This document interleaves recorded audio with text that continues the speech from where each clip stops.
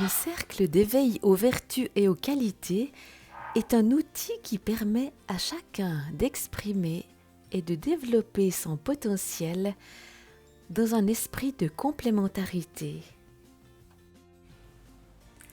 Cette mise en synergie favorise l'émergence d'une créativité porteuse de solutions et de bienfaits pour tous, car plus que jamais, nous avons besoin d'un nouveau regard pour engendrer et véhiculer ensemble une mutation profonde de la société.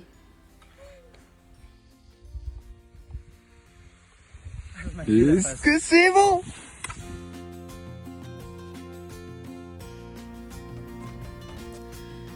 L'humanité d'aujourd'hui est confrontée à des problèmes de tous ordres qui conduisent vers la rupture et peut-être même la catastrophe.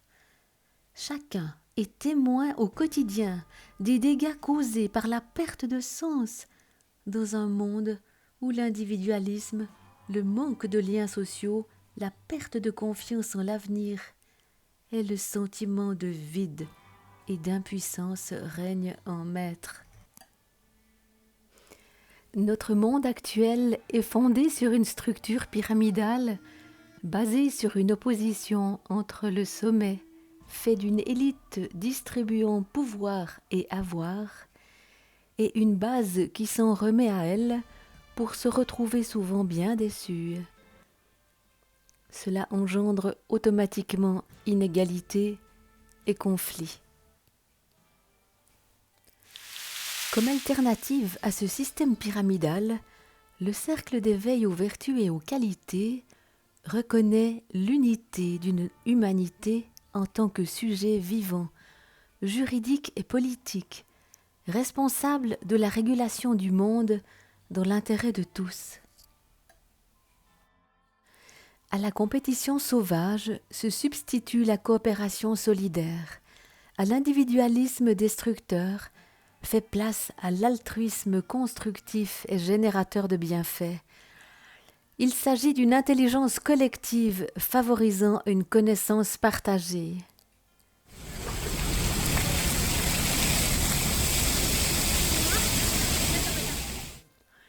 Il est donc urgent de passer d'une culture qui divise le monde à une lecture humaine, fraternelle de notre société.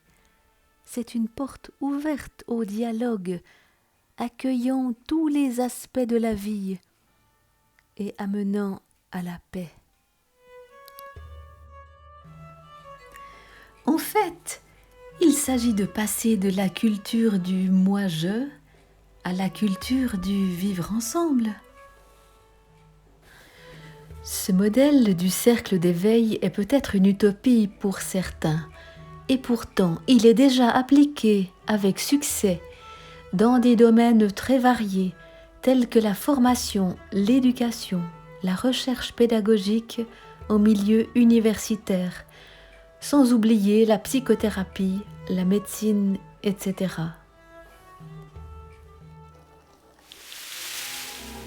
Le cercle d'éveil aux vertus et aux qualités prend appui sur 3 vertus: la sincérité, la bienveillance et l'humilité. La sincérité nous autorise à exprimer ce que nous ressentons. La bienveillance crée un climat de confiance entre tous.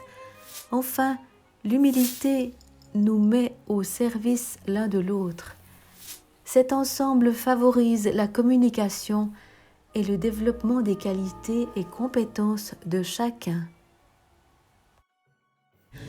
Dans un cercle, chaque point de la circonférence est situé à égale distance du centre. Celui-ci est le lieu vers lequel convergent tous les points. Il est le récepteur et le répartiteur de l'apport de chacun. Ainsi, contrairement à la dynamique de la pyramide qui met en opposition un sommet avec sa base, le cercle met en place un positionnement égalitaire de toutes les personnes qui le composent, orienté vers un centre commun. Il met en synergie la réflexion, les énergies, les émotions, les connaissances. Personne n'est le tout, chacun en est partie prenante. À l'image d'un organisme vivant, le cercle met aussi en interaction tous ces éléments. Chacun est partenaire de cette dynamique, car chaque point est à la fois le début et la fin de la circonférence, le premier et aussi le dernier, que ce soit par sa participation ou son inertie. Rentrer dans un cercle est un acte volontaire et libre. L'intention d'y participer peut se marquer par un temps de silence ou de méditation collective. Cette phase est importante car elle permet de prendre pleinement conscience de la présence de ce nouveau corps formé par l'ensemble des liens entre les participants. Elle marque l'entrée dans un moment privilégié de dialogue et d'écoute. Et comme le dit le Cheikh Al-Alaoui, l'être humain est à la société ce que le membre est au corps.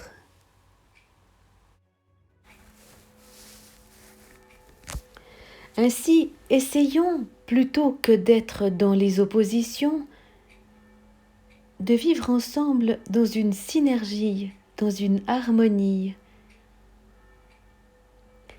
Faisons de nos différences une complémentarité, une richesse.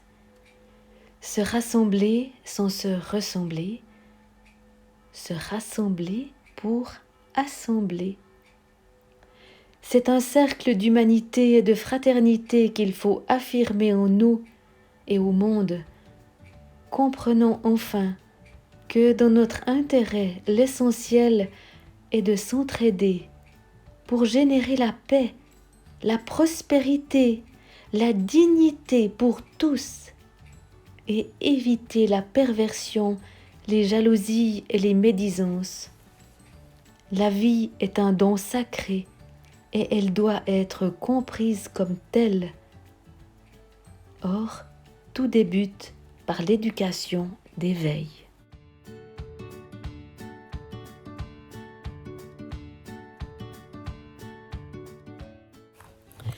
La paix est une valeur inestimable, une réalité incontournable. En effet, quel est celui ou celle qui ne souhaite pas vivre dans un monde pacifique? Encore faut-il s'investir, se donner les moyens et s'en préoccuper au quotidien dans notre relation aux autres. Dès lors, comment transmettre à nos enfants une culture de paix?